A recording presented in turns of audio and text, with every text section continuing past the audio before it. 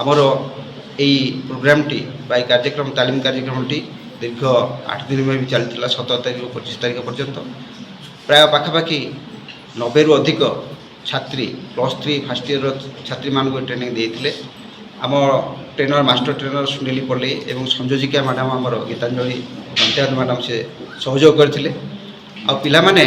आज जो कार्यक्रम से मुहर देखिपुँ कौली भाई से मानसिक स्तर से सुदृढ़ होती सशक्त होती आती दृढ़तार कहि आम अनुष्ठान केतबले नारी मान प्रति कौन असामाजिक कार्य हो बा निर्यातन हो बा कौन अश्लील इंगित हेब ना आमर ये अनुष्ठान झील मैंने महिला कर्मचारी मैंने सशक्त या दृढ़तात्मक हो समस्त धन्यवाद। पिलाने कार्यक्रमटी करी एवं ये आमर मास्टर ट्रेनर थिले सुनेली पल्ली एवं यह कार्यक्रम फेब्रुआरी 17 तारीख रु 25 तारीख पर्यंत अनुष्ठित होता आम महाविद्यालय आम अध्यक्ष नेतृत्व ये कार्यक्रमटी आमर आयोजित होता एवं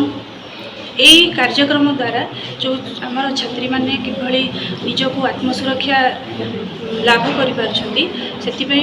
आमर ये ओडिशा सरकार को अशेष अशेष धन्यवाद जनाऊँ। आज आमर रायकिया जीवन ज्योति महाविद्यालय छात्री आत्मसुरक्षा तालीम अंतिम दिवस में मुझे मुख्य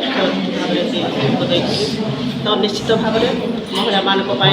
सरकार जो पदक्षेप नहीं बहुत